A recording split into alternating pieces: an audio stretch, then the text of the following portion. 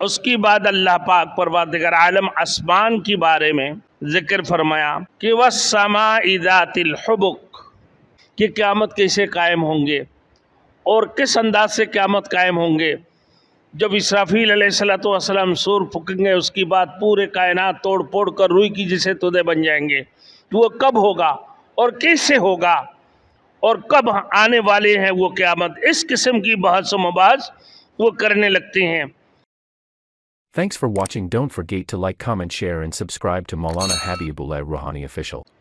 اس کی بعد اللہ پاک پروردگار عالم آسمان کے بارے میں ذکر فرمایا کہ وَالسَّمَاءِ ذَاتِ الْحُبُكِ، قسم ہے جالیدار آسمان، قسم ہے جالیدار آسمان کی، اِنَّكُمْ لَفِي قَوْلٍ مُخْتَلِفٍ، بے شک تم البتہ ایک مختلف بات میں پڑے ہوئے ہو۔ تو یہاں پر اللہ رب العزت نے آسمان کی قسم کھاتے ہوئے کہ ایک جالیدار آسمان کی، یعنی حبک کی معنی ہے جالی، مضبوط کر دینا، مثلا اس کا معنی مضبوط کر دینا، گرا لگانا، جوڑ دینا، اور جالیدار ہونا جس میں تار تار نظر آئیں۔ اور رات کی وقت چونکہ آسمان بالکل صاف نظر نہیں آتا، بلکہ ستاروں کی موجودگی کی وجہ سے جالیدار نظر آتا ہے، ایسے ہی محسوس ہوتا ہے کہ ستاروں کی جال بچھا ہوا ہے، لہذا اس کا معنی خوبصورت اور ستاروں سے پر رونق آسمان کیا گیا۔ بعض مفسرین فرماتے ہیں کہ جالیوں سے وہ کہکشاں مراد ہے جو باریک باریک ستاروں کے ملنے سے سڑک سی بنی ہوئی معلوم ہوتی ہے، اور وہ کہکشاں میرے دوستوں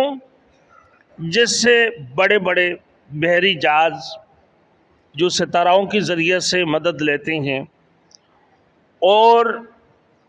جب تک وہ ستارہ ان کو نظر نہ آئے اور وہ اپنے جہاز کو آگے بڑھا نہیں سکتے ہیں، اس کی اشارہ سے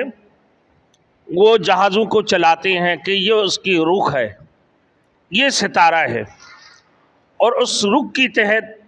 وہ اپنے جہازوں کو چلاتے ہیں۔ سائنسداں کتنا ہی آگے کیوں نہ ہو، کمپیوٹرائز دور کیوں نہ ہو، لیکن اس کی کمپیوٹر بھی اسی ستارہ کی رخ کے مطابق وہ چل رہے ہوتی ہیں کہ یہ اس کی رخ ہے جہاز کی۔ ایسے نہیں کہ آگے پیچھے ہو تو بحری جہاز ایک جگہ سے دوسری جگہ میں چلے جائیں گے، ان کو پتہ ہی نہیں۔ تو ستارہ کی اشارے سے وہ جو ہے نا، اشارہ سے وہ چل رہے ہوتے ہیں۔ تو یعنی اس کی مطلب یہ ہے کہ کشا یا بادل یعنی بارونق ستارے، ان سارے چیزوں سے اللہ کی قدرت کا پتہ چلاتا ہے۔ اللہ رب العزت وہ کیسے چلتا ہے کہ اللہ کی ذات ہے جو یہ جالیدار آسمان کو پیدا کرنے والے، وہ اللہ رب العزت اس کو گواہ بنا کر اپنی قسم کھاتے ہوئے یہ فرمایا کہ قسم ہے جالیدار آسمان کی۔ پھر تم کدھر جاتے ہو، انکم لفی قول مختلف، چھوٹے چھوٹے باتوں کو لے کر اختلافات کرتے ہو کہ قیامت کیسے قائم ہوں گے اور کس انداز سے قیامت قائم ہوں گے۔ جب اسرافیل علیہ السلام سور پھونکیں گے، اس کی بعد پورے کائنات توڑ پھوڑ کر روئی کی جیسے تودے بن جائیں گے، تو وہ کب ہوگا اور کیسے ہوگا اور کب آنے والے ہیں وہ قیامت، اس قسم کی بحث و مباحث وہ کرنے لگتے ہیں۔ لیکن وہ اپنے اللہ وحدہ لا شریک اللہ کی وحدانیت کو چھوڑ کر اور جگہوں میں بھٹکتے رہتے ہیں۔ انسان اس میں غور و فکر کرے، اگر کہ اللہ رب العزت نے یہ جو آسمان کو پیدا کیا، نیلگو آسمان، اور رات کی وقت یہ اپنے ستاروں سے جالیدار نظر آتے ہیں، یا بادل کی وجہ سے سردیوں کو موسم میں اس میں ایک قسم کی سرخی سی محسوس ہوتی ہیں